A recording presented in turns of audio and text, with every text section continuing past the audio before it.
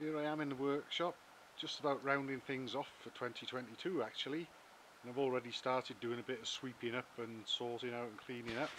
But I've got this bike here on the bike lift, and we've seen this, I've taken this for a ride not too long ago and we saw it on video.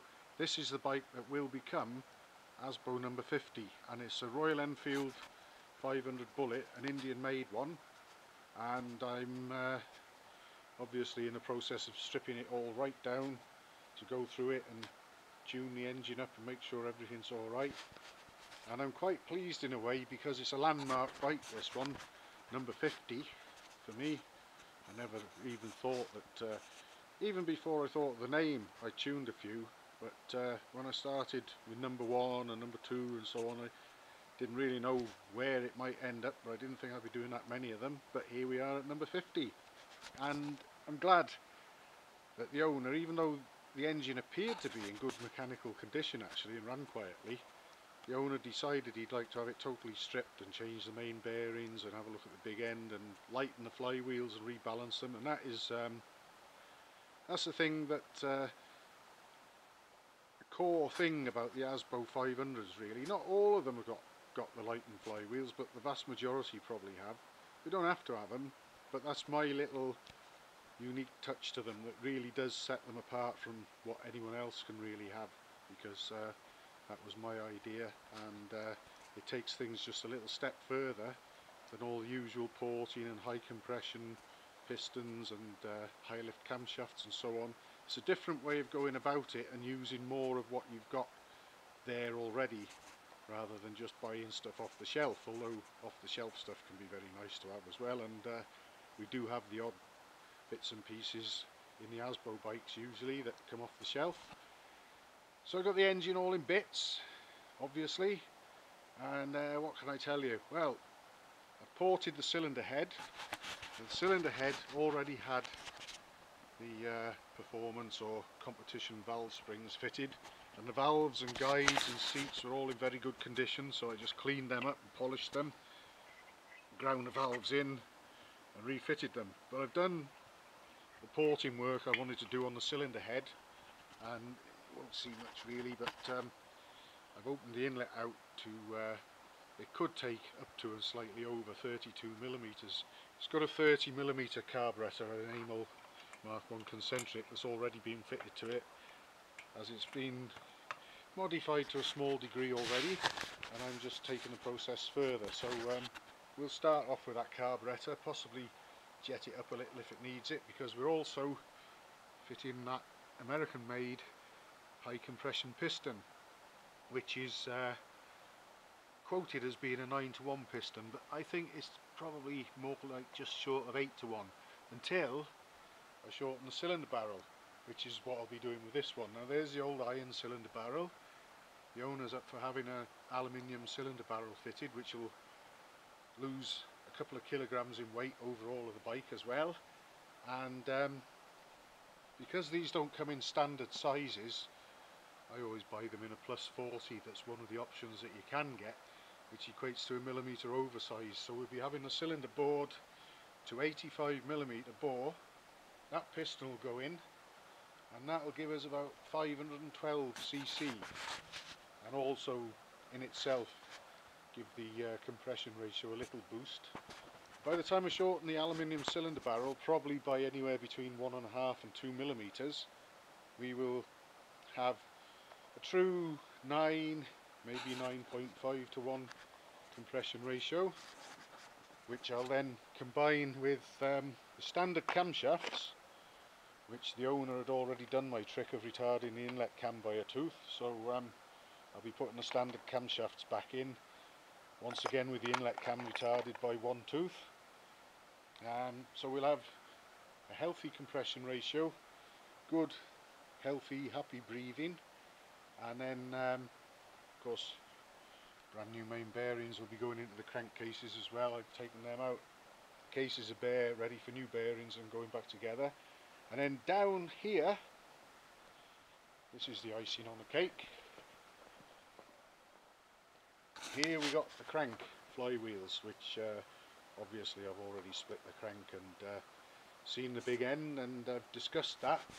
the floating bush was starting to flake, so it's going to need one of them at least. The crank pin's very good, and the outer race in the conrod is also very good. And I'd be quite happy just to get a new floating bush and put that all back together. But I'm going to have to speak to the owner and just see whether he wants to do that, or if he wants something a little bit more expensive perhaps. Some people like to put roller big ends in. Some people like to put forged steel conrods with roller big ends in. But I've built quite a few now using the original standard alloy conrods and the plain floating bush. And so far nothing's come back with any problems. What I do though is I do highly polish these alloy conrods to make them more like the Redditch conrods. This one actually looks quite decent, but some of the Indian conrods, they look like they've been cut out of a sheet of aluminium with an electric jigsaw. The finish on this one's not too bad actually. It won't take much to polish it up, but if that goes back in, it'll be highly polished when it does go back in. The flywheels, the overall weight of the crank assembly when it goes back together is going to be in the region of 1 kilogram lighter than it would have been originally. And I'm usually reluctant to discuss figures, but the all-up weight of the crank assembly before I split it and stripped it was 10.5 kilograms.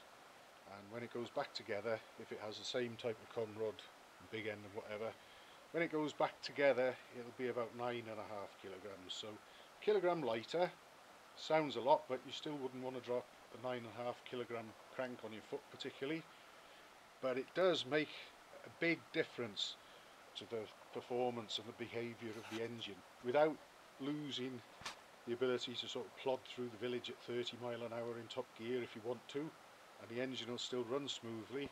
But what this will enable the engine to do is when you open the throttle, the engine will spin up much more quickly because there's less inertia or weight to overcome when the engine starts firing harder when you open the throttle, and it will pick up speed a lot faster and get up into what sort of power band these engines have a lot more quickly. So you get a lot more lively off the mark acceleration and throttle response, and actually a little more power through to the back wheel as a result of this as well.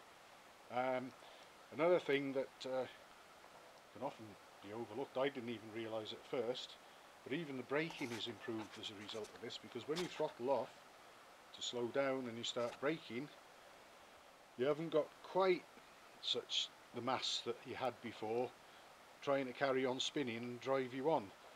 You've got 1 kilogram less, so when you shut the throttle off and start to brake, the brakes actually feel more responsive too. So you end up with the whole bike being 1 kilogram lighter as a result of this alone.